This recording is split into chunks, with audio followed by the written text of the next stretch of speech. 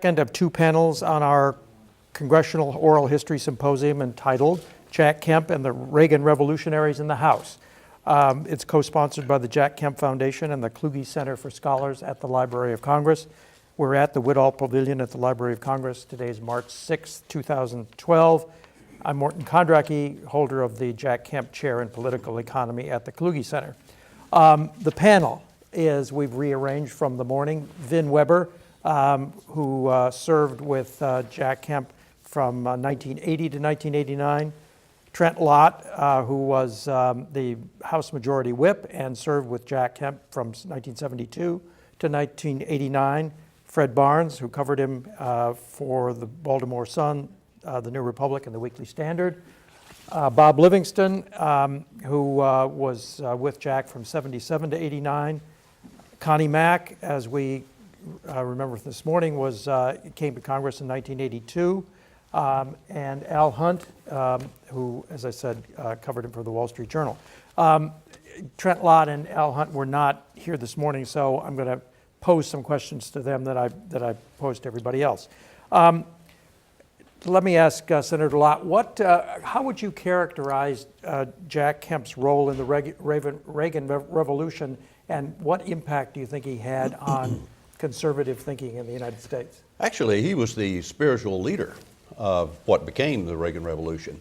A lot of people don't realize that it really began in the House, probably in the mid-70s, maybe 1978, when Jack kept telling us, look, we got to change our message. We're all talking about root canal politics. You know, you got to cut this, you got to reduce that.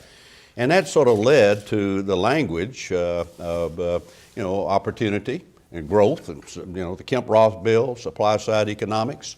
I have to say here too that Newt Gingrich was an important part of that. He was part of the wordsmithing that we used, or we changed our language.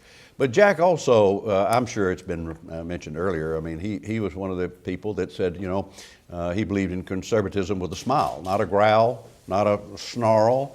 So it began in the 70s in the House.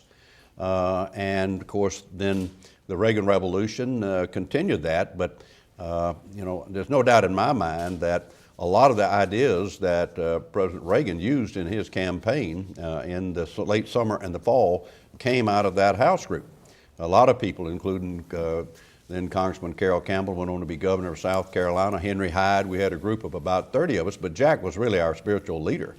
And then, of course, when President Reagan was elected, then we started implementing it, but it didn't really culminate until we eventually won the Senate and the House, and then of course in 2000 we won it all, the House, the Senate, and at that point, and the White House.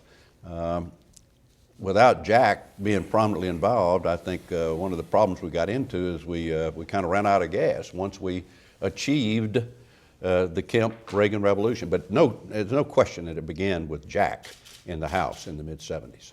Yeah. Morton, I recently did a column on the fact that all the presidential candidates now, the one thing they will guarantee recite 17 times in a speech will be Ronald Reagan. That's the one name that they invoke. It's like the Democrats used to be with FDR. And so I called a bunch of Reagan people, Lou Cannon, who wrote the book on Reagan and covering for so long, Jim Baker and others. And one thing they all said was that the member of Congress that Reagan probably either talked about the most or most influenced him was easily Jack Kemp. And as a reporter in the late 70s, I came to believe, in the early 80s, I came to believe that if supply-side economics, whatever its merits or not, if it had had a different face, it would have had a different outcome. It was Jack Kemp's optimism that Trent alluded to a minute ago. It became a can-do thing to lift all boats rather than a let's just cut taxes so rich people and business people can do well. And I think no one conveyed that message as well as Jack did. And I remember covering Reagan in 76 and 77, 78, and Reagan was certainly a conservative. He was not really a supply-sider. And I think Jack Kemp played a huge role in and turning Reagan into a more devout supply sider. So when did you first meet Kemp? In the mid-'70s, probably 73 or 74, it was by the late '70s I had formed, I think, a pretty close friendship with him. He would, I think I told you the story earlier, Jack used to love to go in front of groups, and particularly if we're out in Vail, Colorado, it would be a bunch of wealthy businessmen, and he'd say that, I want you to meet Al Hunt because he thinks all problems of the world would be solved if you just paid more taxes. So I think we developed a very good social relationship, but I love to cover him because even when I disagreed with him, I found Jack such a compelling figure and such a, Jack was authentic. There were things that Jack didn't have as much discipline as some other people in the business, and there were some gaps, I'm sure. But Jack was, I've never met a more authentic person than in politics than Jack Kemp. Trent, when did you first get associated with him, and how? And then how did your relationship develop? It was obviously very close. I know we've talked a lot about Jack and supply side economics, but there's a lot of other sides of Jack that I think are just as interesting. He also had a sense of humor. And I used to razz him about his football playing, and I first started paying attention to him when he was playing for the Buffalo Bills, and I thought he was the slowest quarterback I'd ever seen. And he seemed to have big feet. So I'd tell him that, and he would respond, "Yeah, well, you were a cheerleader." I said, "Yeah, and a lot of times I spent more time on the field than you did playing quarterback." But I mean, we would banter back and forth like that. And of course, I met him, I guess when he first came to the House, I guess in 1970, I was administrative assistant to a Democrat, chairman of the Rules Committee, Bill Calmer. And by then I had become a fan of Jack Kemp and Bill Archer and Phil Crane. And when time came to run for Congress, I ran as a Republican. And then when I came in 1973, Jack and Bill Archer, kind of became my mentors, kind of took me under their wing and encouraged me and pushed me. And Jack used to give me great lectures about how Republicans had to reach out to, minorities and to labor unions. And he found out that my dad was a pipe fitter union member. He said, you ought to work those members. You ought to go to the union halls. I actually did that. I'd actually go to the union halls, like I know Bob Livingston did, take my coat rating, which was about 10 or 0, and I'd go down the list and ask the members in the union hall. I remember doing this at the Carpenters Union Hall. "Would you vote for that?" And the answer was no. But Jack pushed me to do that, and he pushed me to reach out to groups that in my state of Mississippi that Republicans weren't expected to reach out to. And it made a huge difference in my life and in my politics too. But Jack also, we had a bond because of our faith. He was also a very committed Christian, and we had some times when we had difficulties, and we would get together and discuss those difficulties in that vein. So what, I forgot to ask you all this morning, so everybody can answer, beginning with Vin. So what do you think were the outstanding personal characteristics of Jack Kemp? Yeah, high energy, relentless optimism, intellectual curiosity. I guess I could go on, but that's what I'd say most comes to mind, just this incredible energy and intellectual curiosity, and never has heard a discouraging word. I want to just make another point. Yeah. We talk about supply-side economics a lot as if Jack became a national leader because of supply-side economics. I remember the first time I met Jack Kemp. I was a staffer here after the 1974 elections, and there weren't very many Republican staffers who came out with newly elected members then, so we were all kind of hanging together. And I remember standing in the Cannon caucus room, 1975, or not caucus room, by the elevator. And the other we're talking to 3 or 4 Republican staffers. And the elevator came open, and out came Jack, surrounded by all sorts of people. I didn't know who he was. So I said to these other people, "Who's that?" They said, "That's our leader after Reagan." This was the young Republican staffers in 1975, before we'd ever heard of supply-side economics. I'm not going to dwell on it, but I wanted to make that point. Jack was seen, maybe we didn't have supply side economics, but by a whole generation of Republicans, he was seen as the next leader. These were members? These are the staffers. Staffers. Young staffers. Fred? Jack was also, consistent, and I remember he got me in trouble with Reagan one time because he, on his tax policy, he did not like the 1986 tax reform package. He thought it was a tax increase, and I kind of agreed with him and made it known that I was, as a whip, I was not going to support it. And I wound up in the Oval Office with President Reagan saying, well, Trent, if I can't count on the whip, who can I count on? And I was thinking at the time, I'll never forget it, Jack Kemp got me into this. But I remember having to work him sometime to get him to vote on some issues. And, he had just such an effervescent personality. And I do think that the intellectual curiosity is a good term, too. He was always exploring ideas. He was an ideas man, no question about it. And that's something I think Republicans need to return to. We need to come up with some more ideas about how we preserve this great young republic and how we go into the future promising the people we're going to make a difference for them. Fred? Well, he did have a dynamic personality, and it was overpowering in so many cases. But he also had something else. It wasn't just that he had intellectual curiosity, which he did, but he had mastered the subject matter of economics, of tax cuts, and all the ramifications of that. He had great people working for him. John Mueller's here, who's one, but he had mastered it. So he could answer all the questions. Bob? Something Trent said about his sense of humor. Despite all of his great attributes, he didn't take himself too seriously. He had fun, and I can remember after we were all gone, there was a gathering of us, and I think it was Vin and Newt, Dan Lundgren, and I believe Trent. And Jack walks in, looks at the gathering. He says, "My goodness, this is only about 8 years ago." He says, "What a group of has-beens." Connie, Mack? Well, the first thing I wrote down was presence. When he walked in, there was something about the guy that just drew you to him. Charisma, however one wants to define that. And when you have that, that gives you opportunities to do other things. He clearly was a leader. He was an educator. How many times would he come up to each of you and say, "Have you read this? Did you read that book?"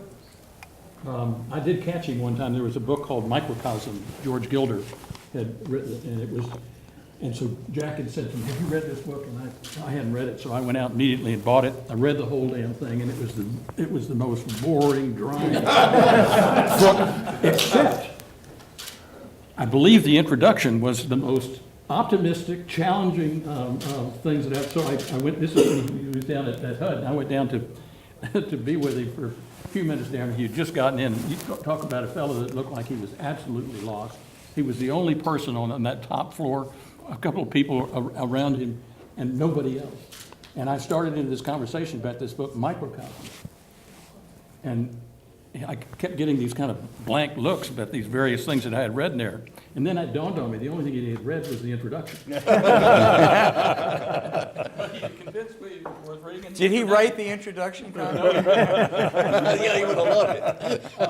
But he constantly was doing, encouraging you to read. I mean, he was a person who was driven by ideas, and as we've all kind of implied, we need to get back to that. He was very inclusive, and as Vin said, I probably could go on and on, but those are the kind of things that come to my mind when I think about it. Well, I would agree with what everyone has said, and I would add, when I think of Jack Kemp, I also think race. I have never met anyone who was as committed as Jack Kemp was to racial equality. The old line, I forget who was the first person, several people get credit for it, that Jack has showered with more African Americans than some politicians have met. But it was such a genuine commitment. When I was at the Wall Street Journal, we had a wonderful reporter in Chicago named Alex Kotlowitz, who wrote a great book called "There Are No Children Here," about the horrible life and the tenants out there and what a mother went through with her children. And right as the book came out, I got a call from Jack one day. He was HUD secretary then, who said, "Give me Alex Kotlowitz's phone number." And I said, well, I'll get it for you. And I started asking questions. She said, no, I want Alex Kotlowicz's phone number. I don't want to talk to you. And he immediately got in touch with it. It was so genuine. He cared so passionately about it. And it was an issue that I think he made a big difference in. Yeah. So I asked everybody what their standout moment experience with Jack Kemp was. What was yours? Well, there's so many I wouldn't, and even a few I can tell. I'm going to tell one story that never has been told before because and it was very revealing about Jack. When Jack was running for president in 1987, I belonged to this political writers group. It was hack political writers is what we really were. We were people who really, I mean, we couldn't get through. We know how to spell George Gilder, much less how to read the book. But we covered campaigns, and we had a theory that you could have off-the-record dinners with candidates because you got to see them a lot more than now. And so therefore, this was Jack German and John Chancellor and Bob Healy and the like. And we had Jack, and he brought Ed Rollins, who was his campaign manager. And this was in the aftermath of Iran-Contra. And it was off the record. I'm going to violate that now, but I figure after 25 years, even Jack wouldn't mind if I did that. And at one point, Jack said, look, I can understand why Reagan did that. I mean, there's a humanitarian issue here, and Ed Rollins said, no, you can't. And Jack said, oh, yeah, I can. And Ed Rollins said, no, you can't. No, you can't. And they really argued for about 2 or 3 minutes. It showed a couple things. I mentioned earlier, there sometimes was a lack of discipline with Jack, and that was an issue that if it had come out publicly in 1987, it would have been the end of his campaign probably because it was something Reagan apologized for. But it also showed his real genuine humanitarian side. He wasn't saying he would have done it. He said, look, if there are people who are in terrible trouble, I can see why you would do things like that. It was a wonderful moment. Namely the Contras. Pardon me? Namely the Contras. Yes. He could understand why you would sell arms to the Iranians in order to help the Contras. Well, this was in order to get the prisoners out, the people who were being held hostage over there. Remember, that was the issue. Yeah, the Reagan right. swap arms in order to get hostages out. And I want to be fair to Jack. He never said he would have done that. He just said, I can really understand, which was not a politically correct answer that time if you were running for the Republican presidential nomination, but it was him. But the fact that his campaign manager kept saying, no, that's not what you think, and he said, yes, that is what I think. Trent, what's your outstanding personal memory? You know, I don't know that there was an event that I remember specifically, but one of the things I was thinking about Jack too was just the number and the variety of friends he had and how loyal he was to them. You know, he stayed in touch with his friends over the years, and he and Joanne and Trish and I went to, as I recall, maybe a couple of Super Bowls, and I'd run into people that he played football with in San Diego and Buffalo, and watching their attitude toward him and how he kept those friendships over all the years, even though he hadn't played football since the 60s. But also, Jack did have an awareness of what his limitations were. I remember when in the House, Jack was chairman of the conference, but when there was an effort to get him to run for whip or maybe even leader at some point, he wasn't interested in that. He was more interested in the ideas of the legislation rather than, trying to, count votes or to get out there and be on the point every day. He was a very critical part of our leadership, but he had a higher agenda, frankly, than just the leadership in the House. Okay, so I said that this is not going to be entirely hero worship. So what would you say were his foibles or his flaws, Vin? Well, I'll talk about the 1988 presidential campaign a little bit. I don't know if this is a flaw. It's a flaw in the candidate, let's say that. Jack had a real intense aversion to being controlled by anybody else. And I've worked with a lot of presidential candidates, as most of us at this table have, and it's always a little hard because you turn yourself over to a group of other people and they tell you, go here, go there, say this, say that. But Jack had more trouble with that than anybody I ever knew. I mean, he really, really resisted having anybody else take control of his schedule or his life in any way. And at one level, I suppose that can sound like hero worship too, because we all like to be independent. But as a candidate for president, it was a flaw. It made it difficult And I think that showed in the lack of debate prep, because he wasn't going to be told how he was going to prepare for the debates. And in This is some other things. 96, 1996. And that yeah, you're right, 96. 88 was when I had actually more involvement with him. Same thing was true in '88. Same thing was true in '88, pretty much. In '88, I just remember, again, this is a criticism, but in the way I admire it. We were basically out of the race, and we had to go down for the South Carolina primary, one last stand. And at that time, they had officially abandoned the goal of the 600-ship Navy that Reagan had articulated when he first ran. And Ed Rollins and I and a bunch of us said to Jack, look, we're in tough shape. We were really out of the race, but we didn't know it. Go in and make South Carolina primary all about maintaining the 600-ship Navy goal, because it's the biggest naval state in the country.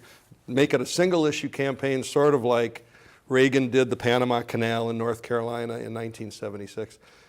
Jack said, yeah. So he went down to South Carolina and gave speeches about SDI. But in his mind, SDI was what really mattered.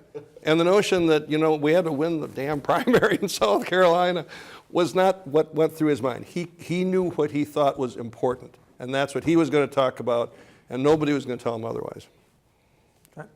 I just have to agree with that. There was a certain amount of lack of discipline sometime. And also, I think sometime he got out on issues from a political standpoint that could be damaging, but yet he believed so passionately. It was actually a tremendous asset, and it made him very attractive. I hate to bring up a particular issue, but I'm sure Jack would not like where we are positioned now on immigration, for instance. And I remember him giving some speeches about all these are God's children, and that's the most valuable resource you can have, is human resources. And that's what made Jack so lovable and so inspirational. Also was sometimes a problem from for the leadership politically. I heard a story, by the way, that concerns you.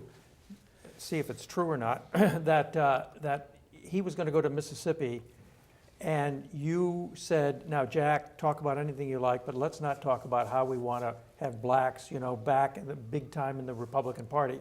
So Jack goes down there, makes a speech, and that's exactly what he talks about. Absolutely.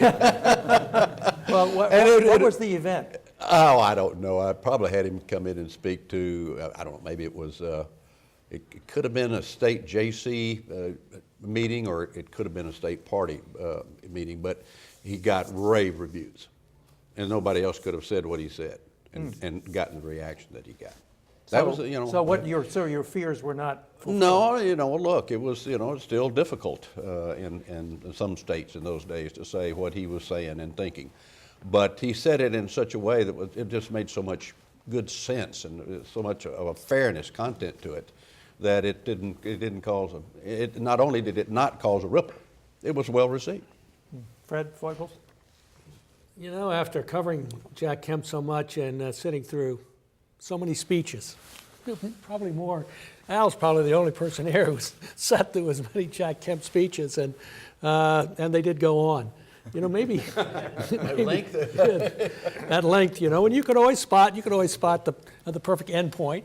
You can spot it when preachers on Sunday when they ought to end, and they frequently don't end either. But you'd get pretty wary. Maybe running for president was a mistake, although it was the logical next step politically for Jack Kemp. It is something, Ronald Reagan let handlers do a whole lot. That was one of the secrets to his success. Right. He cared about the speeches, and they were all a certain length. But you really do have to be disciplined, and that kind of discipline for Jack Kemp, who believed so strongly in so many things, and he wanted to talk about all of them in one speech or another, and sometimes all in one speech. That wasn't a recipe for getting to the White House. And that played out in the debate when he was running for vice president with Bob Dole. He was on Meet the Press and had specific questions, gave specific answers, and hit it over the fence that Sunday. And the debate against Al Gore was that Tuesday. And it was just like night and day. He could generalize and get away with it on Meet the Press, but in the debate against Gore, it did not work. he tried to resort to his rhetoric about the gold standard and supply side economics, but the questions were far more specific and targeted to other areas beyond his field of expertise. And as Trent and Ben have pointed out, he didn't. He wasn't going to be controlled about what he could say, and it ended up showing up in that debate. Supposedly he didn't prepare. I mean, I've heard that he played tennis all day that day. I think that's. I don't know for a fact, but it appeared that way in the debate. I think that Judd Gregg was his debate partner in '88, and so they did some of it. But No, this was 96. I mean, in '96. I'm sorry, in '96. Yeah, So they did. they did. Okay. But I would like to recharacterize this business about discipline. I mean, Jack was disciplined. He knew what he wanted to talk about, and he talked about it. It just sometimes didn't coincide with the hour of the, Let me of jump the in day. there. You know, you don't want this to just be a total admiration society, but I don't think I've known anybody else in Washington that by the sheer force of his personality, his will, and his ideas moved as many people around from politically from positions they had held or from not having any positions to become disciples of Jack Kemp. I mean, he really had a huge impact on a whole generation of us that served with him. Al, any foibles besides? Oh, yeah. I mean, I had sat through a lot of those speeches, and I still thought, and I'll tell a story about this, that I still thought Jack Kemp had a real shot in '88. I thought he really was so much more the future than either Bush or Dole. And I was dumb enough to, when the Washingtonian magazine called once to say who's going to be, what'll be the ticket in '88, to predict Jack Kemp. And I was later with my wife and child at the actually Final Four basketball thing in Dallas, and George W. Bush, who was still drinking in those days, came up and let me know in no uncertain terms about what a dumb son of a bitch I was. And I was. But I remember Fred at one New Hampshire event in 1988 where Jack said, they all tell me, I'm not going to talk about the gold standard because they tell me that that's crazy. You can't talk about it. And then he spent 35 minutes talking about the gold standard. And nobody had the slightest idea what he was talking about. They didn't have the slightest idea, except Jack. And I went, and Mort, after that, we had dinner, I don't know, 2 or 3 years after that campaign. I guess he was HUD secretary, or it was out in Vail. And I said, Jack, do you have regrets about that? Because it was it was actually later than that. And I said, do you have regrets about it? And he said, regrets, why? I said, well, it didn't turn out terribly well. And he said, I don't know if Judith is still here. He said, when my boys were growing up, I went to all their football games, and he did. I mean, Jack Kemp never missed one of their games. And he said, we spent a lot of time together in that. I love my daughters just as much, but I didn't spend as much time. And I spent so much time with my daughters in that campaign, how can you possibly regret it? And I thought, what a wonderful human story that is, rather than, how he finished. And just a final sequel to the Al Gore thing, it was awful. It was a terrible debate. And we were, again, in Vail that Christmas. And we had a bunch of people over, and Gore was there. So we invited Gore. And Jack came, and Gore came, and everybody was stunned because there was this incredibly warm, they were chatting, and they were even arguing and bantering. And I assure you, it wasn't Gore that initiated that kind of a banter. That was Jack. Okay, Trent Lott. So in the early days when you were there, and Jack was pushing tax cuts, not on the Ways and Means Committee. I asked this morning, and had others answer it.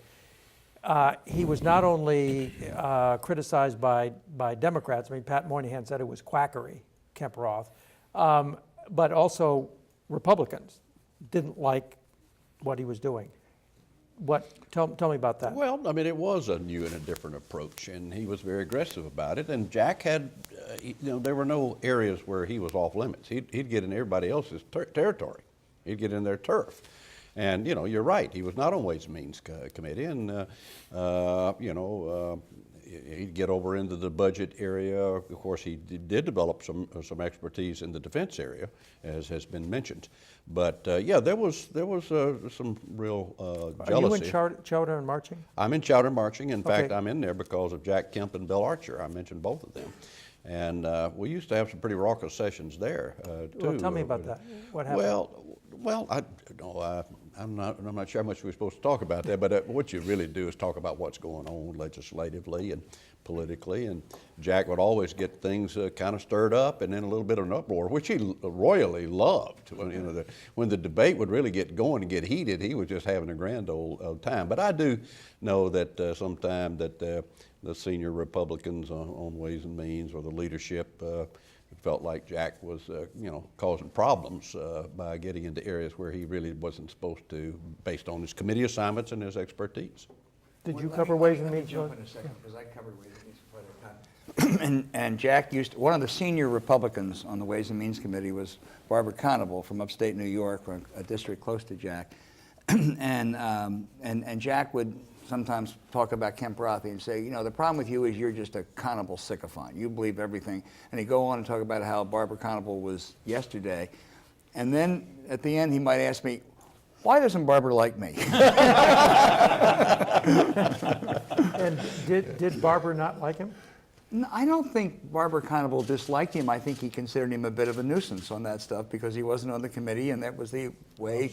It was the way the House worked. Another area, like on budget, Jack made it clear. I mentioned it earlier. He had referred to it as root canal politics. All that Republicans would talk about in the early '70s was how important the balanced budget was. Which it was, and that's one area where I used to disagree with him. But he'd get in the hair of the budgeteers too. I think that some of the things that has been happening in Washington the last couple of years in the budget area, he would not have liked the idea of taking hostages.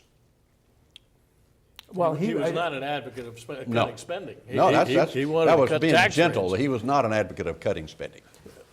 But he gave me a hard time.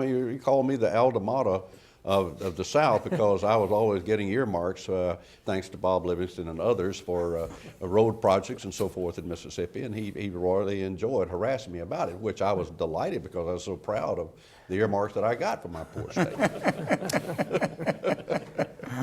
So I'm a little unclear still from this morning about the Amigos. Yeah. You were one of the Amigos. Yeah. When did the Amigos start? I guess it would have been in the 90s. So it was after. This When is. he was HUD secretary. Yeah. Oh, really? Yeah. Okay. And It was because we met at, where was that place we met? The Mexican The restaurant. Mexican restaurant right there on the hill, right? We're rehashing. Yeah. Yeah, okay, all right. All right, we're So ready. it's a 1990s thing. Okay, I get it. And you weren't in the Conservative Opportunity Society either. I was kind of on the fringes in that. You were chicken. No, I was whip. And while I felt close to everybody in the Conservative Opportunity Society, Ben and Newt and Connie and Bob Walker, I was close to all of them, but I also felt a need to sort of be a go-between between that group and Bob Michael and the Republican leadership. So that was kind of a role that I assumed, and I don't know if anybody told me to do it, but I thought that I was attracted to what they were doing, the name. They were all my closest friends. I felt close to the Revolutionaries, but I also felt it was very important that we not undermine the leadership, even if you didn't agree with the leadership. And quite frankly, that's one reason why I decided in 1988 it was time for me to make a move, because I'd been whip for 8 years, and it was getting to be very uncomfortable in that role, and I figured it was time to make a move one way or the other. So was Newt going after the leadership already in the late 80s? I think he was giving the leadership a little bit of a hard time already, but I don't know that he had, plans or a vision that he was going to be in the leadership. I mean, he had, between him and leadership was, Dick Cheney and Trent Lott in the leadership. But then when I left as whip, Dick Cheney took my place and tells me till this day, hey, I was a better whip than you were. I never lost a vote. Of course, it was because a month later he was Secretary of Defense. But then, of course, Newt did take his place and that would have been in 89. 89. And won by one vote.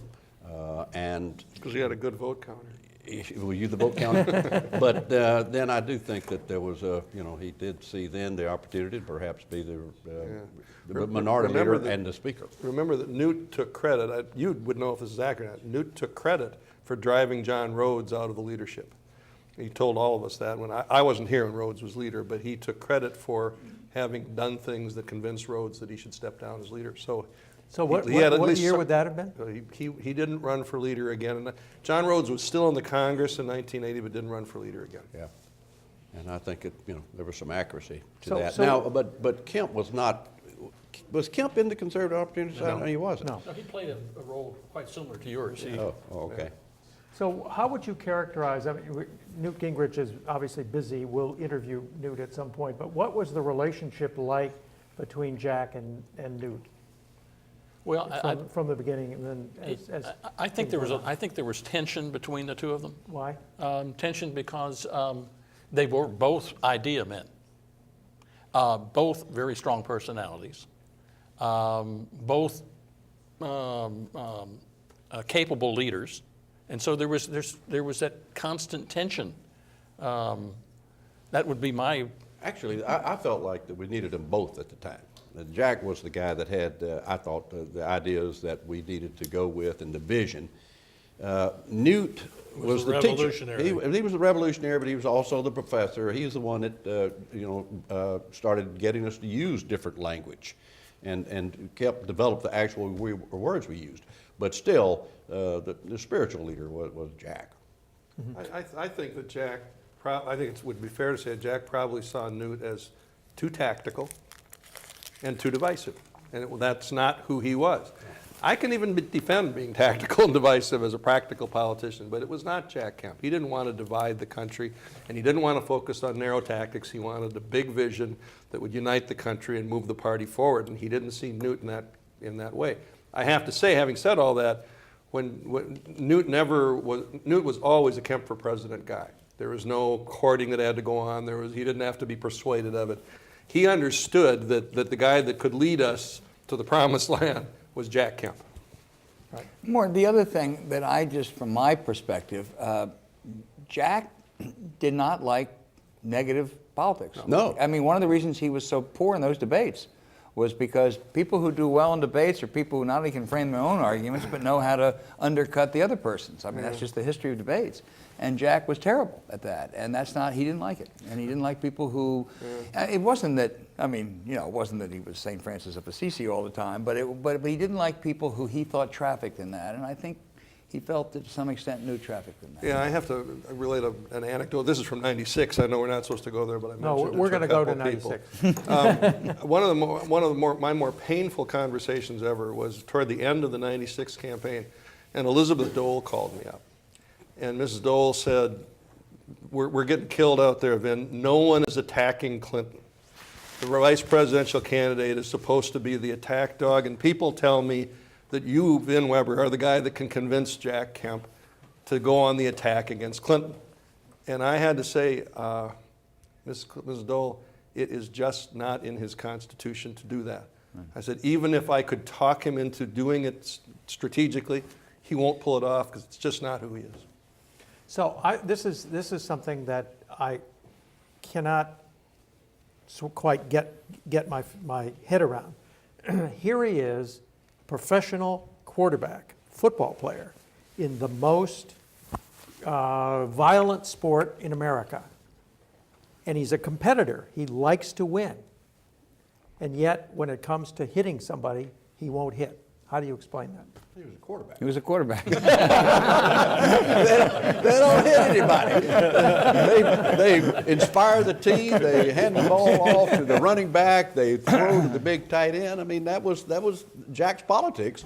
Was the same as his football. It was somebody else's responsibility to do the blocking and the tackling. Yeah, that's right. And he was a quarterback. I mean, he was a team rallier, and all of the characteristics of a quarterback is who Jack Kemp was. And I was just thinking about a conversation I had with Ben there earlier, and about that I thought Jack did not vote for that 1986 tax reform package, but Ben says when it came back from conference, he did. And I think I remember why. We did something which I did not agree with and argued passionately with him over it. Was we exempted, I think it was 10 million people from paying income taxes.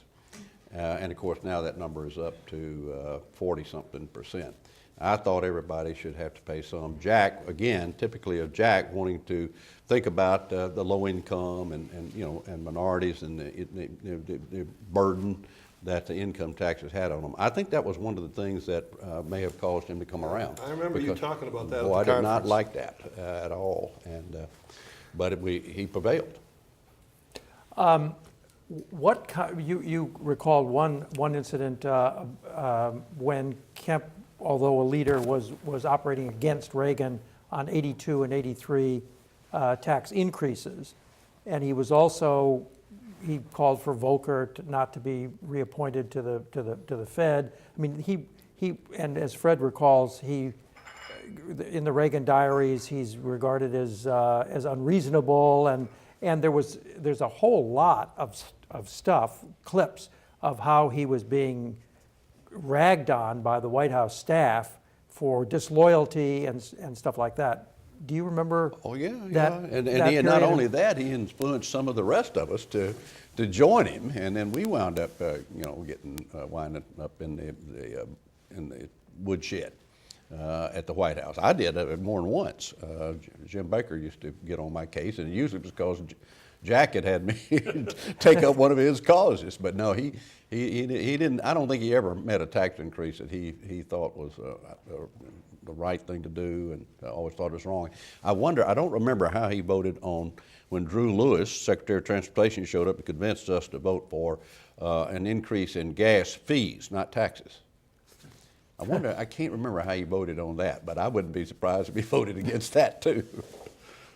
Okay. Do you remember any of that stuff? When Ed Mee says it was Jim Baker who was leaking this nasty stuff against Jack Kemp because Jack Kemp was off the reservation. Oh, I think Jack, yeah, I think there was some of that to be sure. And Jack, I think there was love-hate is a cliche, but I think Jack was both what I said earlier, a formidable figure within the Reagan White House when they looked at Congress, and also he was a pain in the neck sometimes. And I think Jim Baker loved things to be tidy and loved things to work, and Jack didn't do tidy. And so I think those coexisted. I don't think Reagan or that White House viewed Jack as an enemy. They just viewed him as sometimes a burr that wouldn't go along. Okay. I have to ask you, what was the relationship like I know the answer, between Jack Kemp and Bob Dole?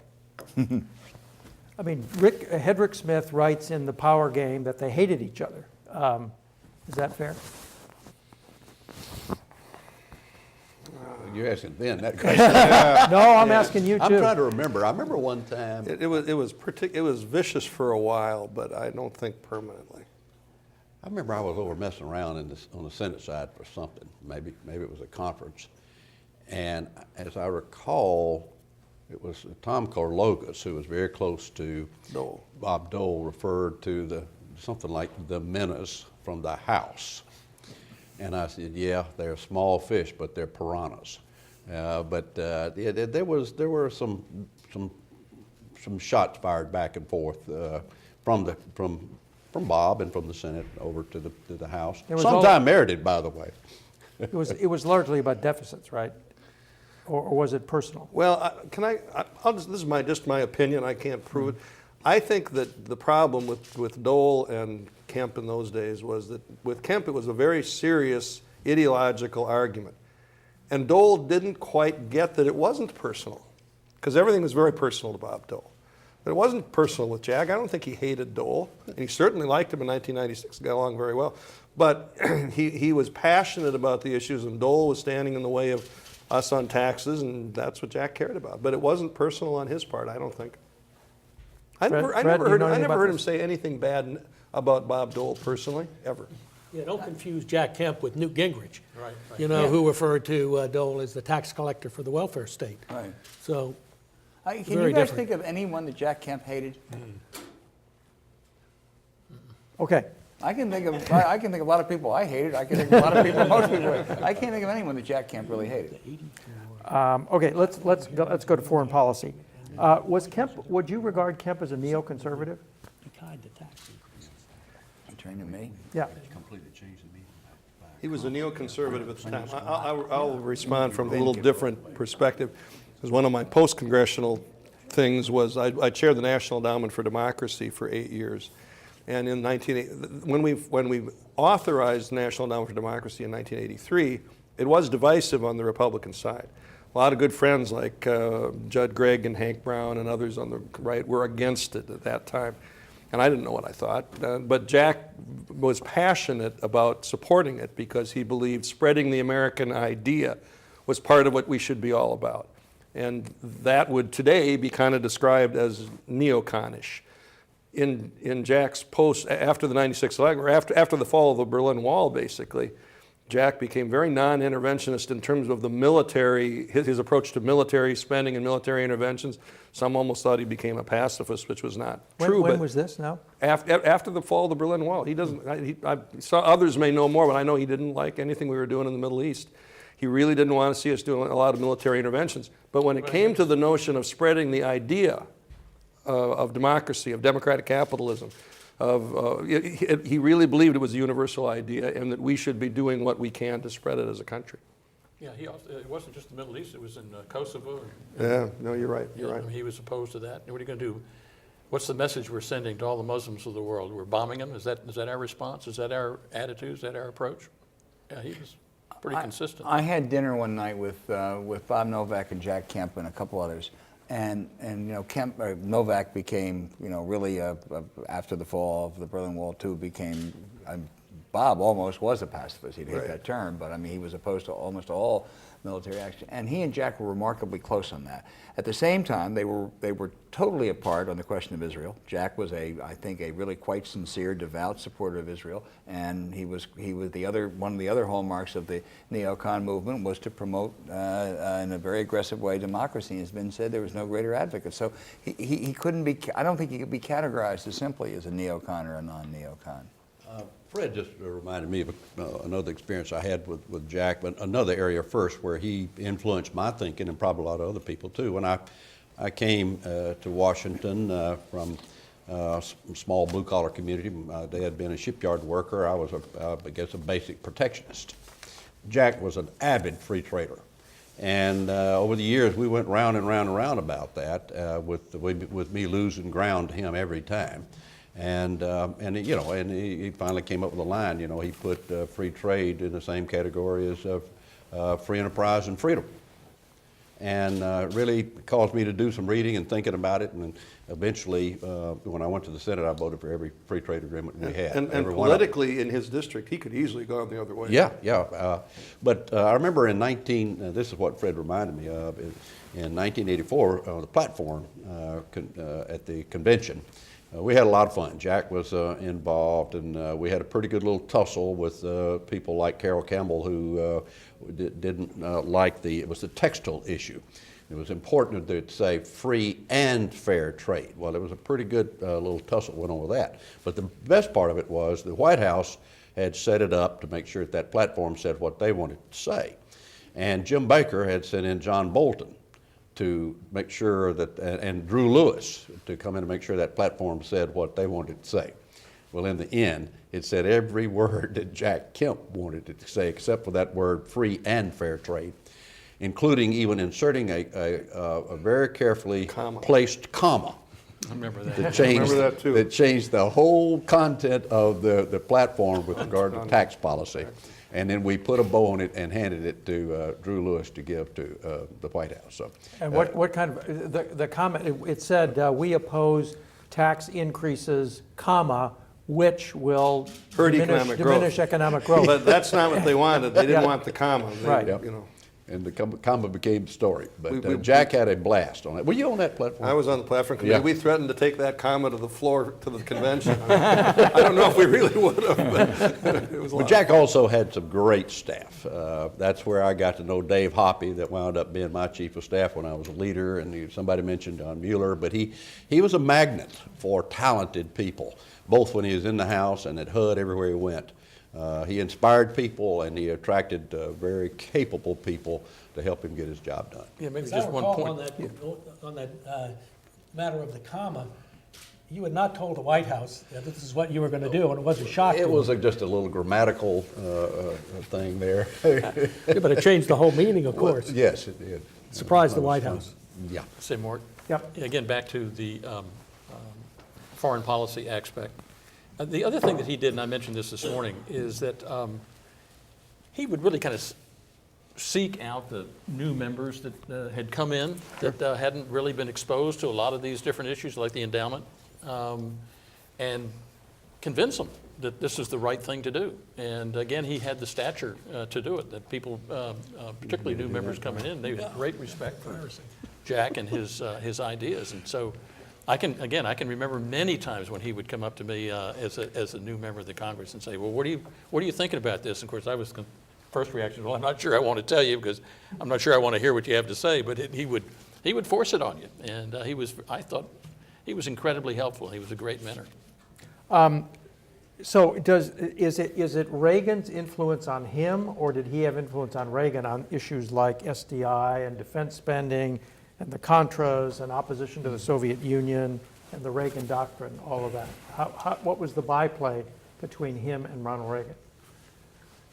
Well, in the first instance, I think Jack had an influence on him to make that one of the three big issues in the 80 campaign, to make defense. Remember, we felt like defense had been gutted. That was one of his three big issues. And that, again, there was a group that pushed that, but Jack clearly was one that did that. But I think as you went on into the years on things like Iran-Contra and some of the others, he probably was influenced by the Reagan team. Even though he, probably was, not hard to convince, but I don't think he was pushing it on them. I think they were convinced of the rightness of what they were trying to do, and he was supportive. Let's revisit for just a second, though, one of the issues we raised this morning, and that was the impact that Jack had on the Reagan administration on the emigration of Jews from the Soviet Union, because that was not a foregone conclusion. I was involved in some of those meetings where we had to talk George Shultz and others into taking a more aggressive stance on that issue.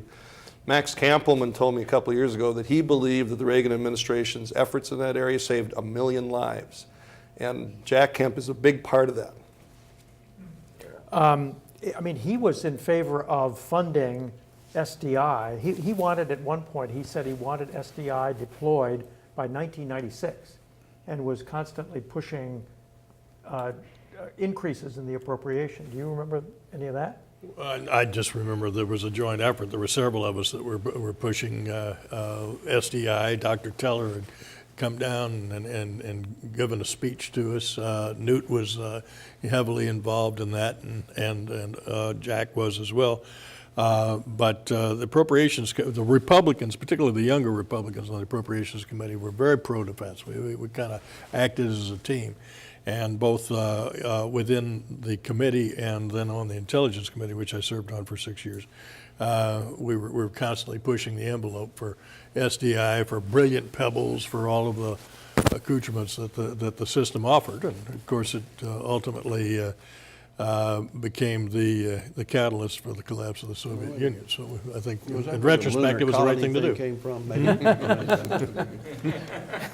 Yeah, the idea of missile defense. So Reagan had written about it Yeah. in his radio talks in the late 70s. So I think he initiated it. Right, okay. On the areas where he differed with Reagan, one of them was weapons to AWACS, for example, to Saudi Arabia. How did the White House react to that kind of opposition on the foreign policy front? Remember any of that? I remember AWACS very well, but it was such a Senate fight Yeah, that I was fixing to say, that was just, strictly in Yeah. the Senate. and I remember I don't remember Jack playing a role in that or the White House reacting to Jack because it was all Senate. Okay. So there's other issues that are disagreed, especially with George Shultz on funding for solidarity. Anybody involved in that one? Funding for the Angola rebels. No? What was Jack's position? He was He was opposed to that? for. He was Oh, for yeah, funding Savimbi. Savimbi and Shultz was not. So There weren't Yeah, but many they things did that Jack fund. wasn't for funding. I mean, didn't they ultimately funded? oh yeah, Oh, I think they ultimately did. So in 1986, he says in an interview that Shultz should be replaced by Gene Kirkpatrick. And then in 1987, he actually, at a CPAC speech, called for Shultz's resignation. I take it, I don't know whether this was part of the campaign, the lead up to the campaign, that he wanted to distinguish himself from George Bush, or what? Yeah, I don't have any insight on it. We had a lot of arguments with Shultz about, it wasn't just Angola, but we were trying to get funding in Cambodia and Afghanistan and Angola and a couple other places too. Shultz was resistant on that. We were insistent that every time we negotiated anything with the Soviet Union, we'd bring up Jewish immigration. Shultz didn't like the restrictions that put on him. And I think in retrospect, we were way too tough on George Shultz, who I think was a great Secretary of State. But we had these arguments with him, and Jean was our hero, her heroine. We were the course for Jack on Volcker, a lot of us. Felt like Volcker was driving us over the cliff. And I probably was one of the ones that joined Jack and called for his removal. And I remember... Because tight money was creating a recession. Absolutely, yeah. But if Jack, we haven't gotten into gold at all, but if there had been a gold standard in 1980, 81, you would have had a contraction. You would have had a recession, wouldn't you? Because there would have been tight money instead of loose money, and I think we'd have we'd the need same Jack. result. That's what Stockman. Jack would have to be We'll here to have explain John this. Mueller. We'll get John to come up. John to come up here and tell it. We'll talk about it later. Okay. Jack, by the way, he wanted Volcker replaced. He wasn't terribly pleased with the replacement. He was not a huge Greenspan fan. Oh, was that right? Okay, I want to ask Bob Livingston something, because you were on Foreign Ops with him, and tell me about the fights with David Obey, that later became chairman, over the IMF and the World Bank and that sort of thing. Obey wanted to take the money and give it to the UN and to the IMF and to all the international banks, and Jack was dead set against it. I didn't know, when I came on the committee, I didn't know anything about those organizations. I learned at Jack's knee. I listened to enough of his speeches, and I became absolutely convinced he was right. But Obey, till the time he retired, was pushing those institutions, no matter how much proof we gave to them that they didn't work and that they were wasting money. And he just would destroying economies. And destroying economies. IMF to this day has a terrible record of saving economies. But it was the multilateral banks versus keeping the money in America and doing bilateral transactions with countries. And Jack was consistent from the day that I got on the committee to the time that he got off. It was also an extension It was an extension of his basic economic theory. Remember, one of his big arguments, particularly with the IMF, was that they would go in to save a country and impose higher taxes and austerity measures. And he thought it was ridiculous to punish poor people for being poor people. So it was really of one cloth with what he believed about economics in this country. He was not a person that wanted to punish people, to force people to make sacrifices that would make their lives more difficult. He wanted everybody to get richer. And he took that attitude to his role as Secretary of HUD, of Housing and Urban Development, and brought out the HOPE program and the other programs to promote poor people to have houses. And one of the, unrelated but related nonetheless, was a debate between Mike Espy, who had been totally convinced by Jack Kemp that to empower poor people to buy houses and to own them and to make something of themselves in their own independent right, and Maxine Waters, who clearly didn't buy that line of thought. And so Mike Espy was championing Jack Kemp's HOPE program on the floor of the House, and Maxine Waters was debating him and crucifying him. And if you go back to the debate, I'm sure you can find it in the congressional record, where Mike puts out all the reasons why poor people should own their own homes, and Maxine responds, but if they have their own homes when the roof breaks, who's going to repair it? And Espy says, well, they are. I can vouch for the fact that Mike Espy of Mississippi, a congressman, was a huge fan of Jack's. And I can also vouch for the fact that HOPE 6 program worked magnificently. I was familiar with two of them in my own state, Biloxi and Meridian. and they were fantastic projects, and they empowered some people and gave them a decent place to live. They were great. It's a great program. Okay, let's go to 1988. So when did the planning start for Jack to run for president in 1988? Not yet. What are you talking about? Well, what, you know what I mean. Vin? Boy, I don't know the answer to that, Mort. I mean, a group of us had assumed this was going to happen probably for 8 years. And but Jack didn't confirm that to all. He didn't say, I'm going to run for president after Reagan's done. But a bunch of us just assumed. I mean, it's like I told you about this group of staffers back in 1975. That's our leader after Reagan. I just always assumed that Jack was going to run for president after Reagan left office. Yeah. But when the planning actually began, I'm not quite sure. So Mort, 1984, convention, Dallas? Or Dallas. New Orleans? Yes, Dallas. Dallas. 1984, I'd been in politics 2 years. Bryant Gumbel is interviewing me at the convention with Paul Tribble. And the last question he asked us is, well, who are you going to support for president in 1988? And I think this is 1984 convention. Paul Tribble, of course, having been around for a while, he said, we're so fortunate as a party to have so many good qualified leaders that blah, blah, blah, blah. Of course, he turns to me and asks me, and I said, Jack Kemp. So I don't know when the planning started, but as far as I was concerned in 1984 at the convention, I believed Jack Kemp was going to be running for president, and I was going to support him. I mean, there were polls at that convention, straw polls, that indicated, I think Kemp was second to Bush, right? And Dole was in there someplace. And I don't remember that. anyway, so what are your outstanding memories of that campaign?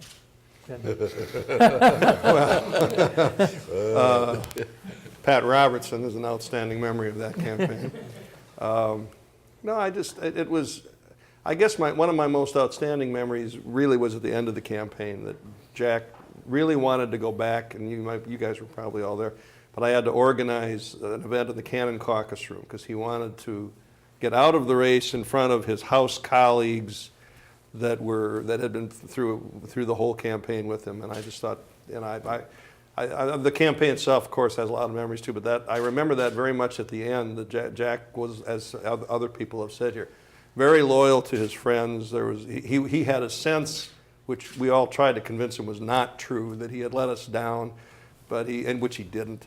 But he was very sensitive to that, and he wanted to go out in speaking to people in the House of Representatives about it. So how many House members did he have with him? Boy, I read somewhere 24. Is that? I think. Oh, it'd have to have been more than that. More? I would think so, sure. Yeah.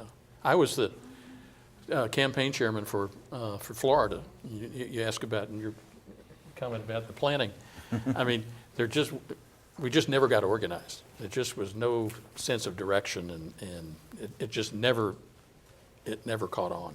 And I'm not quite sure why that was the case. Maybe, again, just because there wasn't any real organization. But The main thing I remember is that the Bush family always remembered Boy, Oh, did yeah, it. so- Okay, that I was for Kemp. tell us about that. I remember I got a call from the vice president expressing his disappointment very plainly that I had endorsed Jack, and I think I even got along the way I had a few discussions with George W. too, but of course he finally got over it, I think.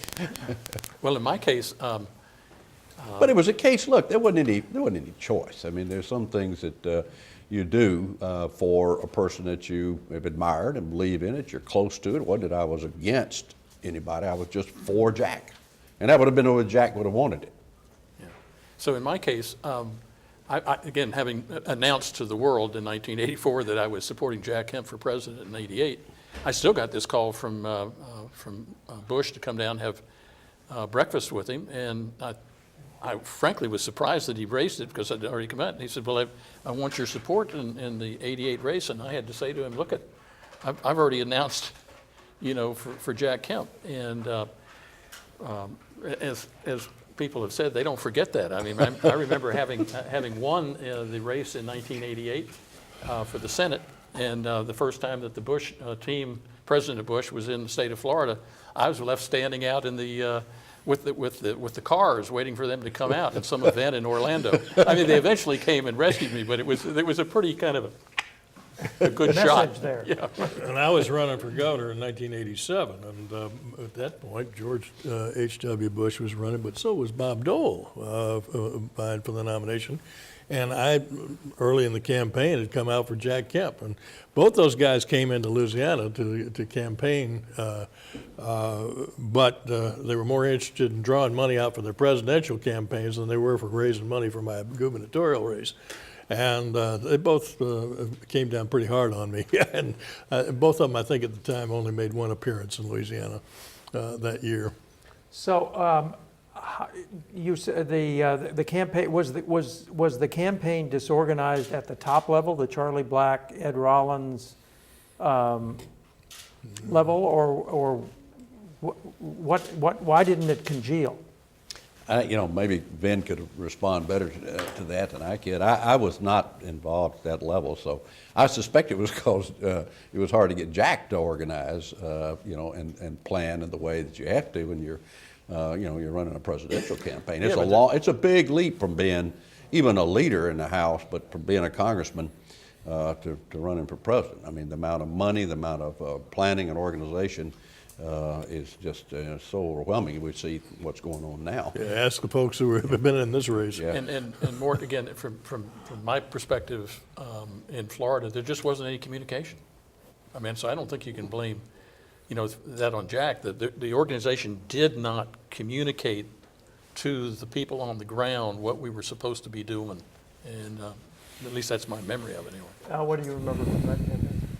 First of all, it taught me a lot about presidential politics because I really thought Jack, I guess I thought he was going to be the nominee, but at least I thought he had a heck of a shot. Because I thought after 8 years of Reagan, you couldn't just say we want 4 more years after 8 years. You can do that for the second term.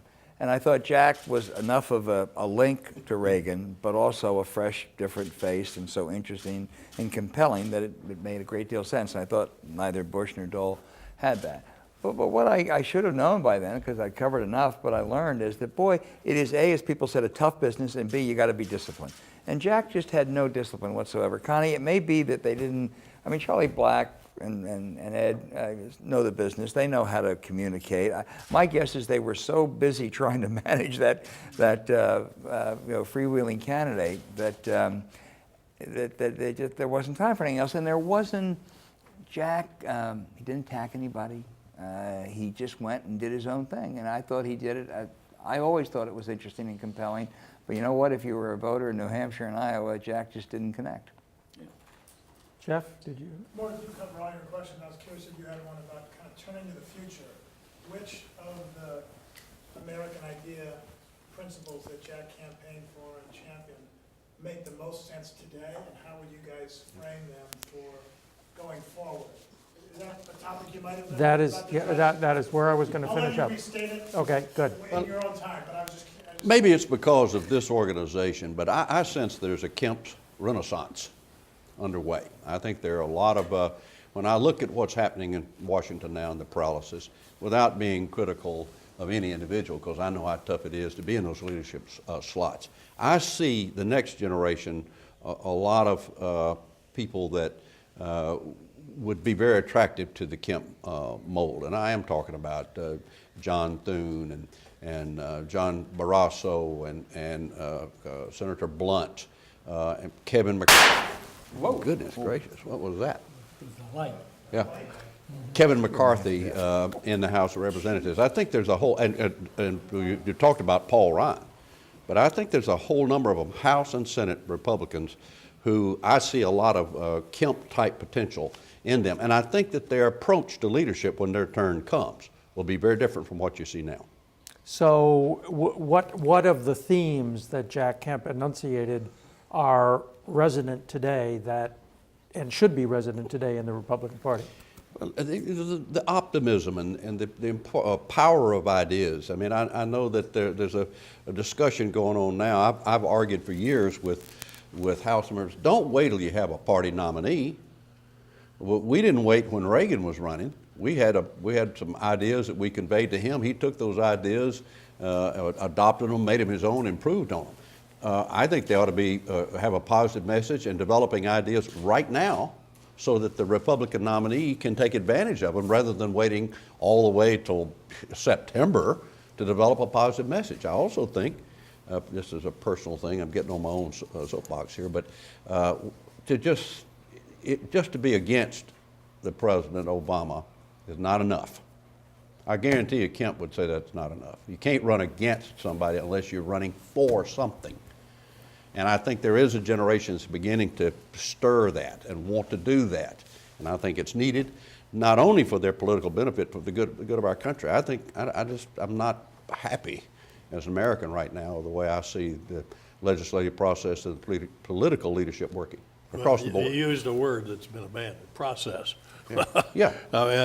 Jack believed in the power of debate, power of ideas, and power of persuasion, but he was willing to work through the process. Sure. And the process is broken right now. Well, I think that the message that Jack expressed all through his career, that President Reagan campaigned on, and his philosophy of government worked then, and it would work now. I mean, yes, there are some things that are different, but the notion that the ideas that they came out with, they were able to communicate that they would change the lives of all Americans. Yeah. And I think, again, one of Jack's strengths was because he came from a district in Buffalo where he saw what it was like for people to have lost their jobs and to see industries decaying and no opportunity. Our message, and I, Jack was always after me for, the budget issues, always talking about cutting too much. And I think we have failed to see the other side of the equation here. Yes, we need to control spending, but we have got to do something on the tax side to stimulate growth. Growth will work. I mean, if Jack were here today, I'll guarantee you that he'd be talking about growth. What do you have to do? Lower capital gains tax rates, lower marginal rates? But we have got to find a way to say that to people that they can understand their lives are going to improve as a result of doing that. Would American politics be as polarized as it is right now if Jack Kemp were around? Well, it takes two people to unpolarize them, and I'm not sure that we have people on either side that are willing to go back to the more positive era of debating and then going out for a drink afterwards, or at least getting to be social. Not that Jack went out for a drink with anybody, but he wasn't opposed to being social and get along with people regardless of their temperament or their philosophical persuasions. The whole era needs to be transformed, and I think that leaders of both parties today have to recognize that, and if we don't get sufficient recognition so that we start working like we did together to come together under the Constitution, then we need new leadership. Yeah, the other thought that I had is, I don't know about you all, when you watch these debates, these presidential debates that are underway, and a question will come up and say, well, what is your plan for creating jobs? My reaction is pretty much most of those guys look like a deer in a headlight. They know there's some words that they should say, but I don't think they have a clue about how to do it. And somebody better get a clue between now and November. I don't know how much impact it had, but he would be expounding passionately against the atmosphere we see now. And maybe you two gentlemen sort of, you're journalists and historians in a way too. I don't know who coined the phrase, but the phrase, a rising tide lifts all boats, I will forever associate it with Jack Kemp. It was actually John F. Kennedy. Yeah, I think here, nobody Was it? picked the other it up. JFK. Yeah. No one picked it up more than Jack Kemp. I think you all described him. He was about can-do optimism. He was about hope. He was about opportunity. He was about civility, and while being passionate. And I know we're not supposed to just talk about St. Jack here, but I really believe that I don't know how long it's going to take us to get through what we're going through now. I really believe my grandchildren someday will read about Jack Kemp, and he will be an important figure, because he did personify things that not very many people were able to personify, and he did it in such an extraordinary way, his shortcomings and all. Mort, the things he couldn't change. I mean, he couldn't change the sorting out of voters, so you have an ideologically conservative party and an ideologically liberal party. That was going to happen anyway. But I think Senator Mack had the right idea. You know what Jack Kemp had was one big idea. I think Ronald Reagan had one big idea. More than the economy, it was about winning the Cold War.